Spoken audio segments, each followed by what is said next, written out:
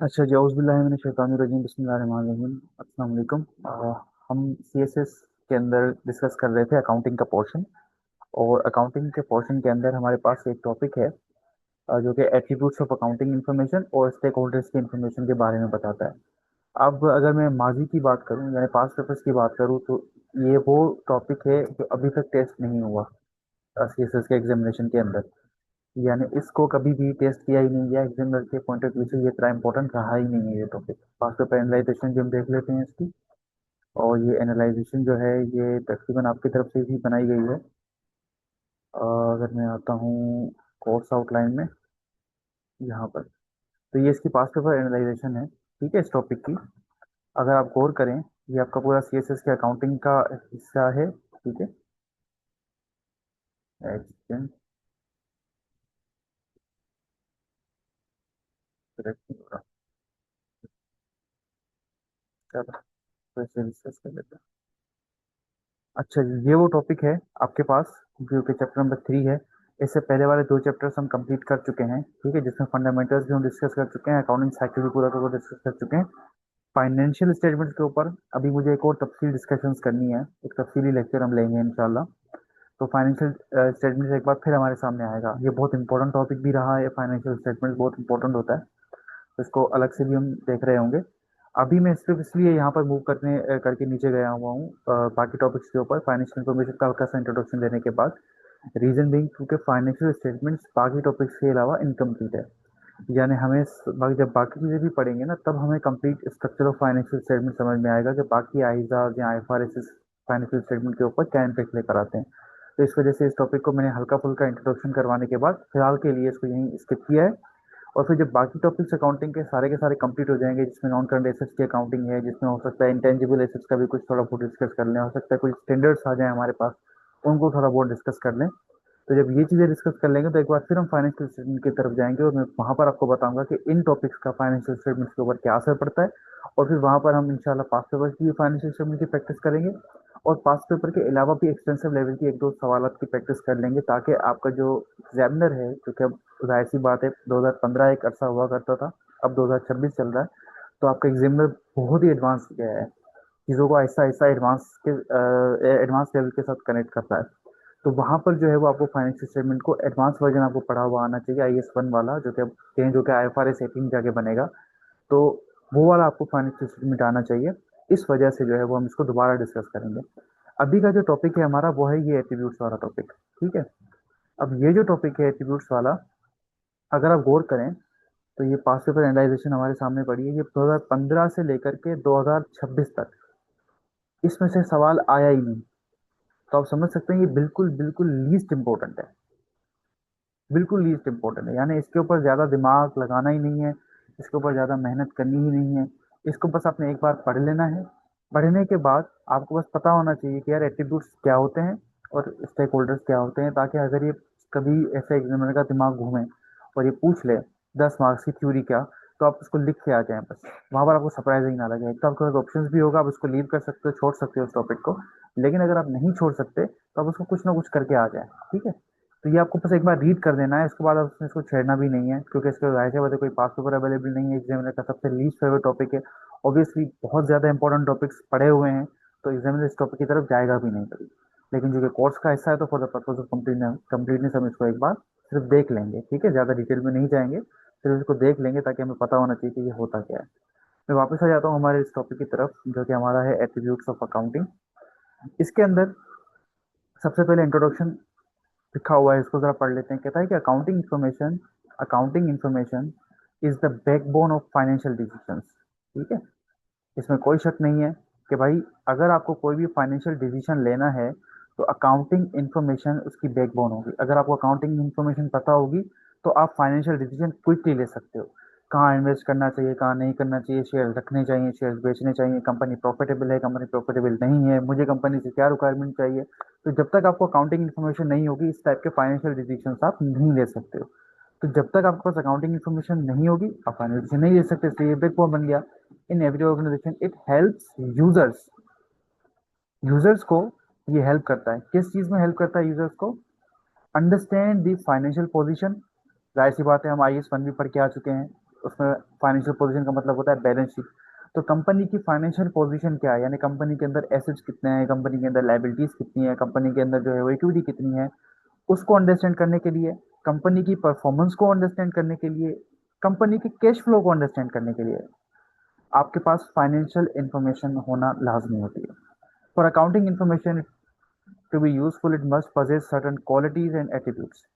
अब जो आपको अकाउंटिंग इन्फॉर्मेशन मिल रही है बेसिकली उसमें कुछ ना कुछ क्वालिटीज होनी चाहिए, कुछ ना कुछ एट्रीब्यूट्स होने चाहिए, एट्रीब्यूट्स कह लो, क्वालिटीज कह लो। जाहिर सी बात है अकाउंटिंग इन्फॉर्मेशन है तो सही, लेकिन वो अकाउंटिंग इन्फॉर्मेशन कितनी कारामद साबित होगी उसके लिए कुछ एट्रीब्यूट्स हैं, उसके लिए कुछ क्वालिटी स्टैंडर्ड्स हैं। अगर ये चीजें उस अकाउंटिंग इन्फॉर्मेशन में होगी तो इसका मतलब है कि वो इन्फॉर्मेशन आपके लिए आसान होगी, आपके लिए डिसीजन लेने में भी, और वो रेलेवेंट होगी, यानी उसके बेसिस पे आप सही डिसीजन ले सकते हो। These attributes ensure the financial reports are understandable, कि भाई आपकी जितनी भी फाइनेंशियल रिपोर्ट्स हैं वो अंडरस्टैंड करने के लायक हों, रिलायबल होनी चाहिए, हेल्पफुल होनी चाहिए डिसीजन मेकिंग के लिए। ठीक है, तो अब हम एक एक करके एट्रीब्यूट्स को पहले पढ़ेंगे। अगेन मैं दोबारा से इसको समअप कर लेता हूँ, बड़ा छोटा सा एक वो बना के, चार्ट बना के, कि फाइनेंशियल इंफॉर्मेशन के लिए, फाइनेंशियल डिसीजंस के लिए फाइनेंशियल इंफॉर्मेशन यानी अकाउंटिंग इंफॉर्मेशन होना लाजमी है। वो अकाउंटिंग इंफॉर्मेशन के अंदर कुछ ना कुछ क्वालिटीज होनी चाहिए, वो क्वालिटीज अब हम डिस्कस करने जा रहे हैं। तो वो उस फाइनेंशियल इंफॉर्मेशन के अंदर वो क्या क्वालिटीज होनी चाहिए, नीचे आते हैं जरा। पहली क्वालिटी उसने हमें बताई है रेलेवेंस की। ठीक है, पहली क्वालिटी उसने हमें क्या बताई है, रेलेवेंस की, कि भाई आपके पास अकाउंटिंग इन्फॉर्मेशन रेलेवेंट होनी चाहिए। नीचे उसने उसको एक्सप्लेन भी कर दिया है मैंने। Relevant information is information that is useful for the decision making, it should be help users to evaluate past, present और फ्यूचर इवेंट्स। अच्छा जी, फिर मैंने इसके फीचर्स बता दिए कि भाई फीचर्स क्या हैं, हेल्प करेगा फ्यूचर को प्रिडिक्ट करने में, कंफर्म करेगा पास्ट के डिसीजंस को और इन्फ्लुएंस करेगा इकोनॉमिक के डिसीजंस को। अच्छा जी, रेलेवेंस का मतलब बड़ा सिंपल है, उसको जरा समझ लेते हैं पहले, फिर हम उसकी तरफ आएंगे कि डिसीजन मेकिंग में कैसे काम आएगा। रेलेवेंस का मतलब है कि देखो अकाउंटिंग इंफॉर्मेशन रेलेवेंट होनी चाहिए डिसीजन मेकिंग करने के लिए। अगर मैं एक इन्वेस्टर के बेसिस पे सोचता हूँ और मेरी nature investor as a investor ये है कि मैं कंपनी का कैश फ्लो देखना चाहता हूँ। एक सेकंड। अच्छा जी, तो डिस्कनेक्ट हो गया था, दोबारा से इसको स्टार्ट करते हैं। मैं रेलेवेंस से इसको दोबारा से जो है वो डिस्कस कर लेता हूँ, ठीक है। रेलेवेंस को जरा पढ़ते हैं, क्या कहता है। कहता है कि relevance of information is information that is useful for decision making, it should B evaluating past, present और फ्यूचर इवेंट्स। इसका क्या मतलब है, इसको जरा गौर से सुनिएगा। यहाँ पर मैंने ये बताने की कोशिश की कि आप जब भी कोई इन्फॉर्मेशन के ऊपर कोई डिसीजन मेकिंग करना चाहते हो वो इन्फॉर्मेशन आपके लिए रेलेवेंट होनी चाहिए। रेलेवेंट का बड़ा सिंपल सा मकसद है कि भाई जो डिसीजन मैं लेना चाहता हूँ उस डिसीजन में इस इन्फॉर्मेशन का कोई ना कोई काम हो। अब दो से तीन एग्जांपल्स मैं आपके सामने रखूंगा। एक तो एग्जांपल यहाँ पर लिखी भी हुई है, कहता है कि if company reports declining sales, investors may decide not to invest further. जाहिर सी बात है ये रेलेवेंट इन्फॉर्मेशन है एक इन्वेस्टर के लिए। एक कंपनी की सेल्स कम हो रही है तो इन्वेस्टर क्या करेगा, वो ये सोचेगा कि भाई मुझे यहाँ पर और इन्वेस्टमेंट नहीं करनी चाहिए, तो ये इन्वेस्टर के लिए रेलेवेंट इन्फॉर्मेशन है। अच्छा जी, अगर मैं बात करूँ, हमने जब फाइनेंशियल स्टेटमेंट्स पढ़ी थी तो वहां पर हमने एक चीज पढ़ी थी, cash flow statement. Cash flow statement में मैंने आपको कहा था बेसिकली कि कंपनी क्या देख रही होती है, कि कंपनी का कैश फ्लो कैसे मेंटेन हो रहा है, कितना पैसा कहाँ लगा, कितना पैसा कहाँ नहीं लगा। कंपनी के पूरे कैश की एक समरी जो है वो सारी की सारी यहाँ पर कैश फ्लो स्टेटमेंट में आप दिखा रहे होते हो। इन्वेस्टर्स के लिए, इन्वेस्टर्स के लिए बैलेंस शीट, जो कंपनी की बैलेंस शीट बनी हुई है, एक छोटा सा सवाल है वैसे ये, ठीक है। बैलेंस शीट ज्यादा इंपॉर्टेंट है या वो कैश फ्लो स्टेटमेंट ज्यादा इंपॉर्टेंट है? छोटा सा सवाल है मेरा, आप मुझे मैसेज के थ्रू इसका जवाब दे सकते हैं।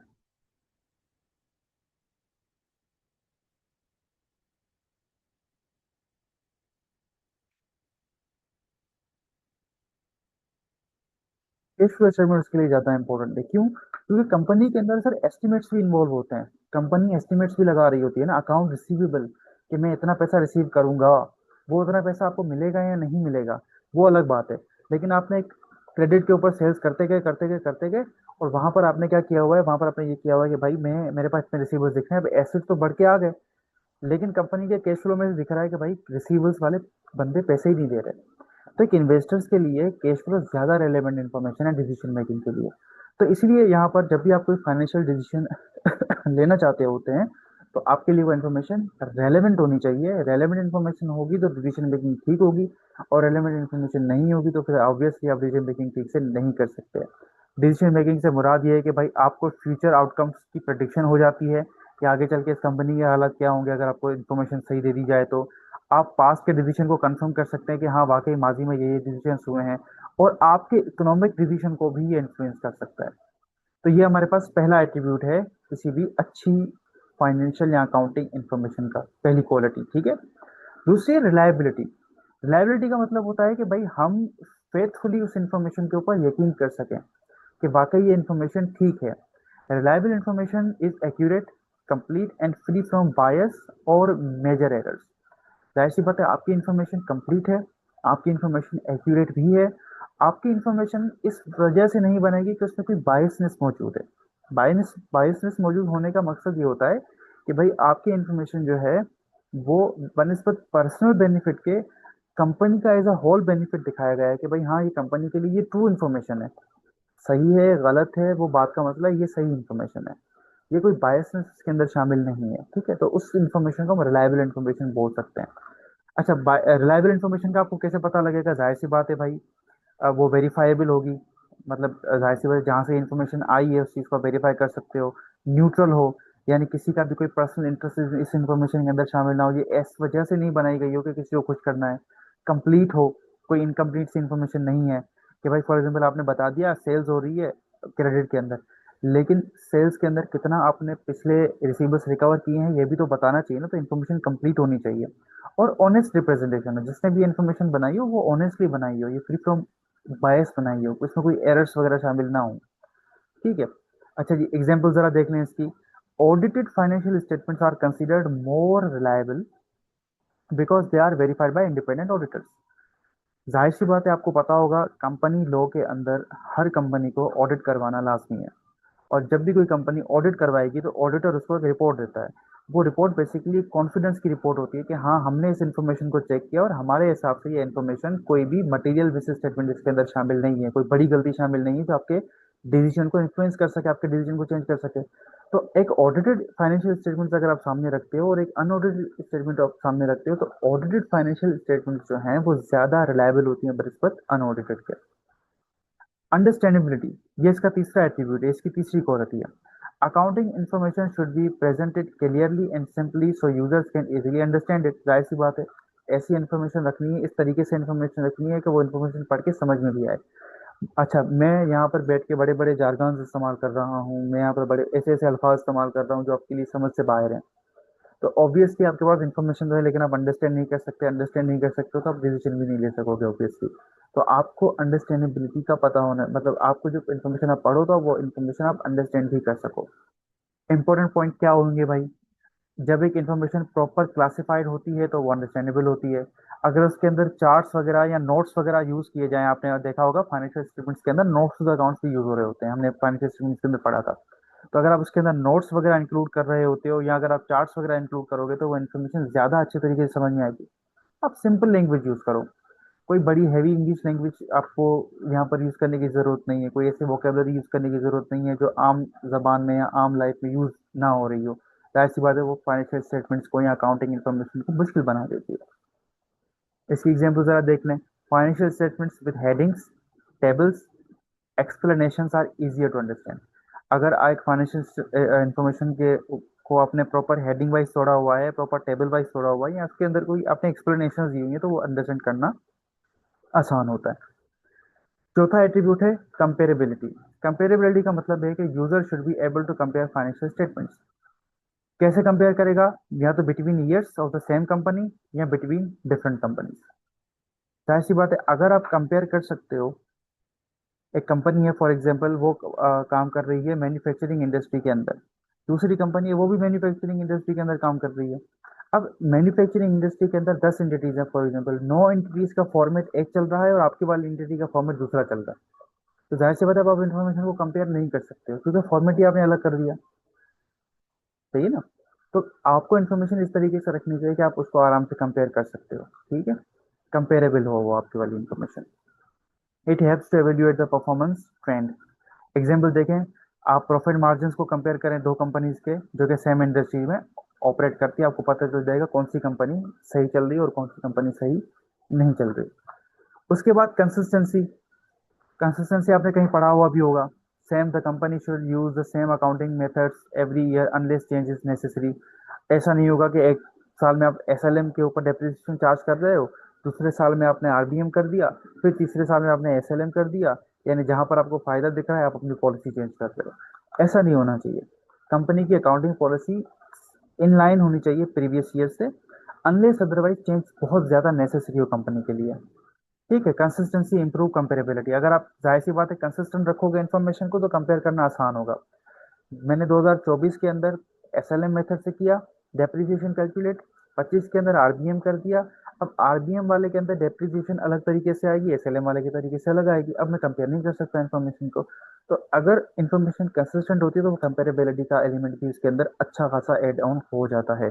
एग्जाम्पल में भी मैंने सेम एग्जाम्पल रखी है डेप्रिसिएशन मेथड की, कि भाई आपका डेप्रिसिएशन मेथड सेम होना चाहिए अनलेस अदरवाइज के सिग्निफिकेंट चेंजेस आ जाए। अब वो सिग्निफिकेंट चेंजेस क्या है, हमारा आगे चल के जब टॉपिक आएगा डेप्रिसिएशन का तो वहां पर पढ़ेंगे कि क्या जरूरत पड़ती है किसी भी कंपनी को कि वो अपना डेप्रिसिएशन मेथड ही चेंज कर दें। ठीक है। Timeline is information should be available to users on time. जिस साल की डिसीजन लेना है उसी साल की इन्फॉर्मेशन होनी चाहिए, टाइमली अवेलेबल होनी चाहिए। डिसीजन 2025 का लेना है, 2025 की इन्फॉर्मेशन 2027 में मिल रही है, तो ऑब्वियसली वर्थ इट नहीं है। ठीक है। क्योंकि जैसे जैसे इन्फॉर्मेशन डिले होती जाएगी उसके यूजफुलनेस कम होती जाएगी। Annual reports issued after year end are more useful for the investors. Verifiability, आप इन्फॉर्मेशन को वेरीफाई भी कर सकते हो। Different accountants and auditor should be able to reach the similar conclusion using same data. Inventory count वगैरह करके आप, auditors वगैरह जो भी होते हैं जो वो रिपोर्ट दे रहे होते हैं तो वो हर इन्फॉर्मेशन को बेसिकली वेरीफाई कर रहे होते हैं। तो इन्फॉर्मेशन वेरीफाइबल होनी चाहिए। कंप्लीटनेस होनी चाहिए उसके अंदर, भाई आपकी इन्फॉर्मेशन कंप्लीट होनी चाहिए। ठीक है, इसको मुझे ज़्यादा एक्सप्लेन करने की ज़रूरत नहीं है। प्रॉपर डिस्क्लोजर वगैरह ये वो हर चीज़ आपको पता होना चाहिए नोट्स ऑफ अकाउंट्स के अंदर। ठीक है। कितने केसेस चल रहे हैं ये भी आप बताओ कंपनी वालों को। एज ऑडिटर का हमारा ये भी काम होता है ना कि प्रॉपर डिस्क्लोजर जाने चाहिए हर चीज़ के ऊपर जो मटेरियल चीज़ है। ठीक है। ऑब्जेक्टिविटी होनी चाहिए। Accounting information should be based on the evidence rather than personal opinion. भाई वो ऑब्जेक्टिव रहो, जो है हकीकत वही बयान करो। अपने फायदे के लिए इन्फॉर्मेशन को मैनिपुलेट नहीं करना चाहिए। Materiality, only information that effects user decision should be included. आप हर छोटी छोटी चीज मत डालो इसके अंदर, वो इन्फॉर्मेशन डालो नोट्स टू द अकाउंट्स के अंदर जो जो इन्फॉर्मेशन यूजर्स के लिए ज्यादा इंपॉर्टेंट है, उनके डिसीजन मेकिंग के लिए इंपॉर्टेंट है। ठीक है। और ये मैंने आखिर में एक छोटा सा टेबल बना दिया। ये छोटा सा टेबल अगर आप देखेंगे तो इसके अंदर हमारे पास सारे एट्रीब्यूट्स आ रहे होंगे, वही चीजें जो ऊपर डिस्कस की, उनका मतलब आ गया और उनकी क्या इंपॉर्टेंस है वो भी आ गई। ठीक है। तो अब आप क्या करेंगे, आप पेपर की जब तैयारी के अंदर जब रिवीजन करेंगे ना, सिर्फ इस टेबल को एक बार देख लेंगे, आपको पूरा नोट्स देखने की जरूरत नहीं है। ये टॉपिक इंपॉर्टेंट नहीं है इतना पेपर पॉइंट ऑफ व्यू से, लेकिन जो कि पर्पज ऑफ कंप्लीटनेस हमें इसको कंप्लीट करना है तो मैंने पढ़ा दिया इसको। तो आप बस इस टेबल को देख लो, इस टेबल को देख लो। इस टेबल के अंदर सारे फैक्टर्स लिखे हुए हैं, उनके यूजेजेस भी लिखे हुए हैं और उनकी इंपॉर्टेंस भी लिखे हुए हैं। इस टेबल को देख लोगे आपका पूरा टॉपिक रिवाइज हो जाएगा। ये इस टॉपिक का पहला हिस्सा था एट्रीब्यूट्स का। इसका दूसरा हिस्सा भी है। दूसरा हिस्सा इसका है स्टेक होल्डर्स के बारे में, information and reporting requirements of various users. यहाँ stake holders of financial information, यानी फाइनेंशियल इंफॉर्मेशन के जो स्टेक होल्डर्स हैं उनके बारे में अब थोड़ा सा हम पढ़ने वाले हैं। ठीक है। अच्छा, ऊपर जितनी भी हमने बातें की जाहिर सी बात है वो भी स्टेक होल्डर्स के लिए ही की, कि स्टेक होल्डर्स ही होंगे ना जो कंपनी के बारे में डिसीजन लेंगे कि कंपनी में इन्वेस्ट करना चाहिए नहीं करना चाहिए, कंपनी को क्रेडिट देना चाहिए नहीं देना चाहिए, कंपनी से उधार लेना चाहिए नहीं लेना चाहिए, वो स्टेक होल्डर्स होंगे। उन्हीं के लिए हमने सारी की सारी ऊपर की क्वालिटीज पढ़ी थी। और तो यहाँ वाले डिस्कशन के अंदर हम सिर्फ टाइप्स को डिस्कस करेंगे। पहले इसका इंट्रोडक्शन देख लेते हैं। कहता है कि financial statements are prepared not only for business owners but also many internal and external stake holders. इन दोनों टर्म्स को आप बड़े अच्छे से जानते हैं अगर आप बिजनेस फील्ड से बिलोंग करते हैं तो। इंटरनल स्टेक होल्डर्स क्या होते हैं वो भी आप अच्छे से जानते हैं और एक्सटर्नल क्या होते हैं वो भी आप अच्छे से जानते हैं। एक बार इसको देख भी लेंगे। Different users have different information needs depending on their relationship with the organization. ठीक है। हर जो है वो यूजर का अपना एक रिलेशनशिप होता है ऑर्गेनाइजेशन के साथ और उस हिसाब से वो उसका स्टेक होल्डर बन जाता है। सबसे पहले आप आते हैं एक्सटर्नल स्टेक होल्डर्स की तरफ। ये वो स्टेक होल्डर्स होते हैं जो आउटसाइड द ऑर्गेनाइजेशन होते हैं, यानी ये ऑर्गेनाइजेशन के अंदर काम नहीं करते, ये आउटसाइड द ऑर्गेनाइजेशन होते हैं और इनका स्टेक ऑर्गेनाइजेशन के अंदर फंसा हुआ होता है। ये ऑर्गेनाइजेशन के अंदर कोई ना कोई बेनिफिट देख रहे होते हैं, तो इनका इंटरेस्ट होता है कंपनी की फाइनेंशियल परफॉर्मेंस अच्छी हो। ठीक है।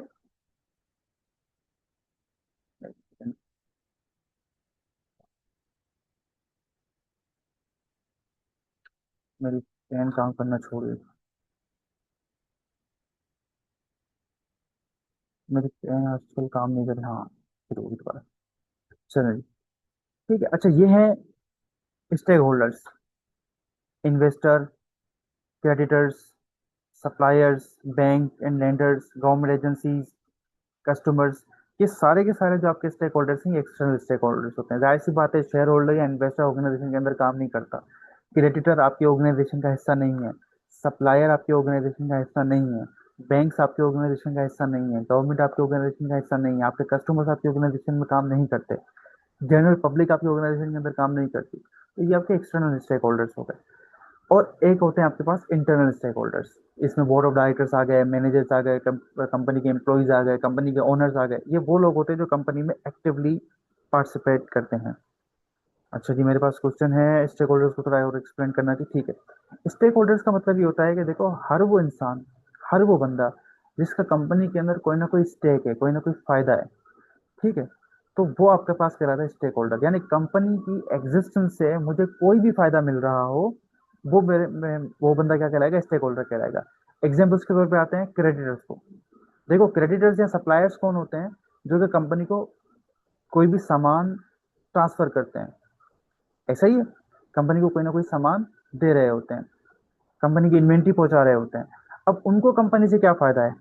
अगर कंपनी एग्जिस्ट करती है, अगर कंपनी एग्जिस्ट करती है, तो इसका मतलब ये है कि जो कंपनी है, उसके एग्जिस्ट करने से इस क्रेडिटर की सेल्स बढ़ रही है। तो इस क्रेडिटर का या सप्लायर का जो बेनिफिट है कंपनी के अंदर, या जो स्टेक है, वो क्या है कि अगर कंपनी चलेगी तो मेरा माल बिकेगा। बैंक्स वगैरह का क्या है? बैंक्स ने कंपनी को लोन दिया हुआ है, वहां से कंपनी इंटरेस्ट, बैंक इंटरेस्ट कमा रहे हैं। तो कंपनी के होने से बैंक्स को ये फायदा है कि वहां से बैंक अपना इंटरेस्ट कमा रही है। गवर्नमेंट एजेंसीज को कंपनी से क्या फायदा है? अगर कंपनी एग्जिस्ट करेगी तो गवर्नमेंट वहां से टैक्स कलेक्ट कर सकती है। तो गवर्नमेंट का क्या यहाँ पर क्या फायदा है, क्या स्टेक है? भाई, कंपनी जो है वो, जाहिर सी बात है, टैक्स देगी, तो गवर्नमेंट का रेवेन्यू उसके ऊपर डिपेंड करता है। जनरल पब्लिक है, जनरल पब्लिक का क्या स्टेक हो सकता है? अगर कोई कंपनी किसी इन्वायरमेंट में एग्जिस्ट करती है किसी जगह पे, तो वहां पर एम्प्लॉयमेंट के चांसेस बढ़ जाते हैं। जनरल पब्लिक का वहां पर, यहाँ कोई यूजर होता है कि भाई, जैसे मैं तो अगर टूथपेस्ट यूज करूंगा तो कोलगेट टूथपेस्ट ही यूज करूंगा, या मैं अगर परफ्यूम यूज करूंगा तो फला ब्रांड के परफ्यूम यूज करूंगा। तो ये क्या होते हैं, ये लोगों का आपस में बैठे हैं, उस कंपनी के ऊपर एतमाद होता है, या वो ब्रांड कॉन्शियस होते हैं, या वो एम्प्लॉयमेंट वगैरह के चांस जो है वो चांसेस को देख रहे होते हैं। तो कोई ना कोई स्टेक हो अगर किसी भी कंपनी में किसी भी इंसान का, वो आपका स्टेक होल्डर बन जाता है। एक्सटर्नल स्टेक होल्डर मैंने समझा दिए। इंटरनल भी अगर आप देखेंगे तो बोर्ड ऑफ डायरेक्टर्स का क्या इंटरेस्ट है? भाई, बोर्ड ऑफ डायरेक्टर्स कंपनी में काम कर रहे हैं, एम्प्लॉई हैं। तो अगर कंपनी एग्जिस्ट करेगी, कंपनी अच्छे तरीके से चलेगी, तो बोर्ड ऑफ डायरेक्टर्स को पैसे मिल जाएंगे अच्छे। कंपनी जितना ग्रो करेगी, बोर्ड ऑफ डायरेक्टर्स को उतना एप्रिसिएशन, उतने बोनसेस, उतना फायदा, जॉब सिक्योरिटी भी रहेगी। मैनेजर्स और एम्प्लॉयज भी सेम काम करते हैं, पार्टनर्स का भी, कंपनी जितना अच्छा काम करेगी उतना उनका प्रॉफिट जनरेट होगा। तो इंटरनल स्टेक होल्डर्स भी आ गए। अब मुझे इनको एक एक को, मेरा नहीं खा के एक्सप्लेन करने की जरूरत है, ये मैंने पूरी एक इन्फॉर्मेशन आपके लिए बना दी है ऑलरेडी, कि भाई इन्फॉर्मेशन जो कि एक्सटर्नल स्टेक होल्डर्स को क्या जरूरत होती है, क्या क्या चीजें वो देख रहा होता है, ठीक है, उसका पर्पस क्या है, उसको क्या डिसाइड करना होता है, और फिर नीचे मैंने एक एग्जांपल भी रखी है। तो अब यूं कि ये एक ऐसा टॉपिक है जिसमें ज़्यादा, एक तो इम्पोर्टेंट भी नहीं है पेपर्स के पॉइंट ऑफ व्यू से, और दूसरा ये कि इसमें ज़्यादा कोई चीज़ें इसकी इन्वॉल्व है नहीं। तो इसलिए जो है वो ये टॉपिक आप सेल्फ स्टडी पे भी थोड़ा बहुत रीड कर लीजिएगा, आपको चीज़ें समझ में आ जाएगी इंशाल्लाह। इसमें कोई मुश्किल बात नहीं है। मैंने इसको इतना ईजी कर दिया है कि आप इसको एक बार गो थ्रू करेंगे ना तो समझ में आ जाएंगी चीज़ें। और सेम केस विद दिस, के मैंने नीचे आकर बिल्कुल लास्ट में एक छोटा सा टेबल भी बना दिया है। ये देखें, मैंने छोटा सा टेबल भी बना दिया है कि कौन सा स्टेक होल्डर का कौन सी इंफॉर्मेशन चाहिए और उसका मेन पर्पस क्या है, यानी उसका स्टेक क्या हो सकता है। सही है। तो ये सारी की सारी चीज़ें हैं यहाँ पर, अगर आप देखेंगे इस टेबल को एक बार पढ़ेंगे तो आपको अच्छे से समझ में आ जाएगी।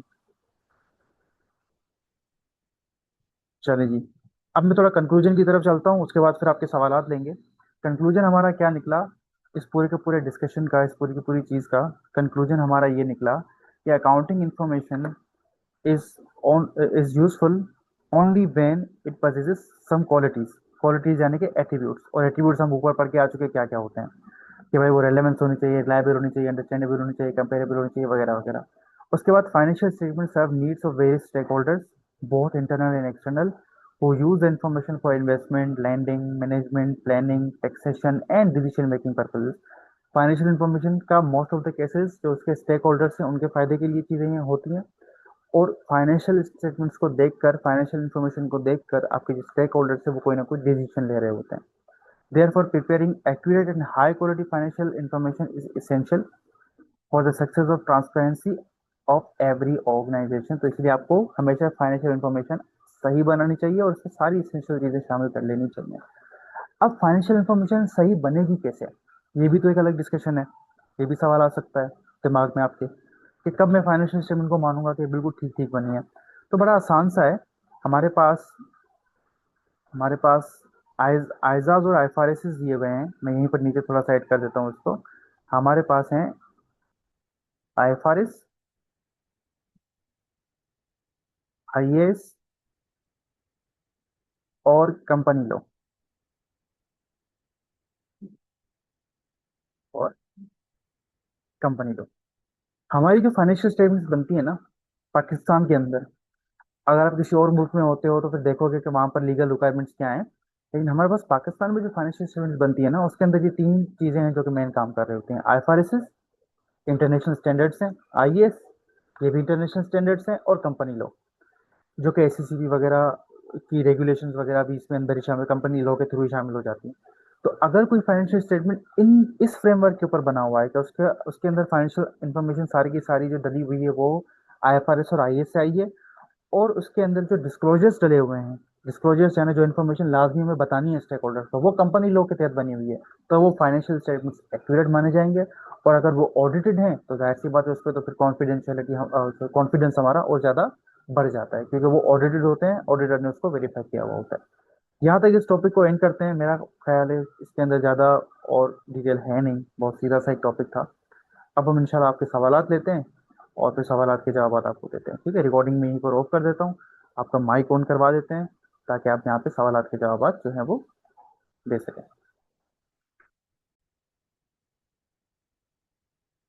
अच्छा जी, क्वेश्चन आंसर सारे के सारे हो गए। ठीक है, अगेन यही चीज़ है कि भाई ये कोई इतना इम्पोर्टेंट टॉपिक एज अ मतलब वो तो नहीं है कि अलग से पूछेगा इसके बारे में, लेकिन अभी जो हमारा डिस्कशन हुआ कि हाँ ये पास्ट पेपर्स के अंदर ऐसे दे सकता है, क्योंकि अब वो आजकल फाइनेंशियल इंफॉर्मेशन के साथ साथ अकाउंटिंग के साथ साथ वो थ्योरी की चीज़ें भी बहुत पूछ रहा है। तो ये वहाँ पर ये टॉपिक आपके बड़े काम आ सकता है। फॉर एग्जाम्पल उसने आपके लिए बैलेंस शीट और इनकम स्टेटमेंट बनानी, और बैलेंस शीट और इनकम स्टेटमेंट बनाने के बाद आपसे सीधा सीधा बोल दिया कि भाई आप जो हो वो ये वाली चीज़ भी कंसीडर करो कि अगर ये इन्फॉर्मेशन ऊपर मैंने बनाई है ये कितनी सही है कितनी गलत है, तो आपको पता हो तो ये चीज़ भी आप करो। ठीक है, बता एक्सप्लेनेशन करो, तो आपको जाहिर सी बात है अगर एट्रीब्यूट्स वगैरह पता होंगे तो आप चीज़ें आराम से या सुकून से कर पाएंगे। तो ये टॉपिक अगेन अलग से तो नहीं आएगा, बट किसी टॉपिक टॉपिक के साथ मिक्स होकर जरूर आ सकता है, इसको देखना लाजमी है। ठीक है, एक बार पेपर में जाने से पहले for the purpose of completeness. चलें जी, इस टॉपिक को यहीं पर एंड करते हैं, और यही इसी के साथ हमारी ये वाली क्लास भी एंड हो जाएगी।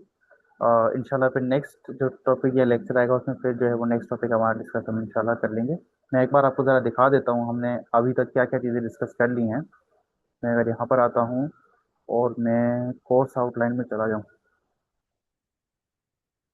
यहाँ पर। जी, अच्छा जी, तो हमने अभी तक अकाउंटिंग के अंदर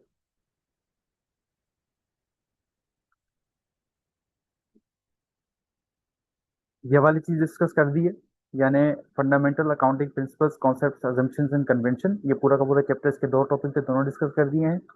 फिर हम अकाउंटिंग साइकिल में आए, हमने ट्रांजेक्शन इवेंट्स को डिस्कस कर लिया, जनरल जनरल को डिस्कस कर लिया, अनएडजस्टेड ट्रायल बैलेंस बना लिया, एडजस्टिंग एंट्रीज डिस्कस कर ली, एडजस्टेड ट्रायल बैलेंस बना लिया, वर्कशीट्स को डिस्कस कर लिया। उसके बाद फाइनेंशियल स्टेटमेंट्स को भी हमने डिस्कस कर लिया। हमने थॉरली इसका कोई प्रैक्टिसेस नहीं की हैं, सिर्फ हमने इसका फॉर्मेट समझा है, अंडरस्टैंडिंग समझी है, और एक कंपनी के फाइनेंशियल स्टेटमेंट्स मैंने आपके सामने खोल के रखे थे, जिसमें मैंने आपको कंपनी लॉ की रिक्वायरमेंट भी समझाई थी और आईएएस और आईएफआरएस की रिक्वायरमेंट भी समझाई थी। तो इसके बाद फिर हमने जो है वो attributes and significance of accounting information को देखा है, जिसमें हमने एट्रीब्यूट्स देख लिए और फिर हमने स्टेक होल्डर्स के बारे में देख लिया। हमारा जो अगला टॉपिक होगा वो होगा अकाउंटिंग फॉर कॉमन और लीगल फॉर्म ऑफ बिजनेसेस में, जिसमें सोल प्रोप्राइटर की अकाउंटिंग तो हम जाहिर सी बात है पहले दिन से करते हुए आ रहे हैं, यानी कि हमने ऊपर जितनी भी चीजें पढ़ी हैं, एडजस्टिंग एंट्री पढ़ी, टीबी पढ़ा, बैलेंस शीट पढ़ी, वो सोल प्रोप्राइटर के हिसाब से पढ़ी, उसके हिसाब से देखी। पार्टनरशिप एक ऐसा हमारे पास टॉपिक है जो कि थोड़ा डिफरेंट है अकाउंटिंग पर्पसेस के लिए। जाहिर सी बात है कि पार्टनरशिप जब पार्टनरशिप फर्म बनेगी तो उसका जो स्ट्रक्चर होता है, उसकी जो अकाउंटिंग होती है वो थोड़ी डिफरेंट होती है। तो फिर जो पार्टनरशिप वाली चीजें हैं ना, वो इंशाल्लाह आज वजल हम जब अब जो अगला हमारा टॉपिक होगा वो पार्टनरशिप वाला टॉपिक होगा। उसके अंदर हमारे पास माजी के अंदर भी सवालात आ चुके हैं, खास करके डिसोल्यूशन के सवालात। एक पार्टनरशिप फर्म है वो डिसॉल्व हो रही है, तो आप उसकी अकाउंटिंग कैसे करोगे? ठीक है, लेकिन हम उसके अंदर सब चीजें पढ़ेंगे कि पार्टनरशिप जब बनेगी तो क्या अकाउंटिंग होगी, नए पार्टनर को ऐड करेंगे तो क्या अकाउंटिंग करेंगे, नया पार्टनर को रिटायर करवाएंगे किसी को भी तो क्या उसकी अकाउंटिंग होगी, और जब पूरी की पूरी पार्टनरशिप फर्म खत्म हो जाएगी तो क्या अकाउंटिंग होगी, और पार्टनरशिप के अंदर प्रॉफिट और लॉस कैसे डिस्ट्रीब्यूट होता है। तो ये 5 चैप्टर्स होंगे। हर चैप्टर के अंदर एक क्वेश्चन करेंगे और फिर देखेंगे पास पेपर्स के अंदर के क्या इस चैप्टर से कोई सवाल टेस्ट हुआ है नहीं हुआ, वो आप क्या प्रैक्टिस करके इसको पॉइंट कर देंगे। तो नेक्स्ट टॉपिक हमारा पार्टनरशिप है। नेक्स्ट क्लास से पहले आई होप कि आप थोड़ा सा इसको रीड भी करके आ जाइएगा, पार्टनरशिप के बारे में हल्का फुल्का चैट जीपीटी वगैरह से देख लीजिएगा इंट्रोडक्शन वगैरह।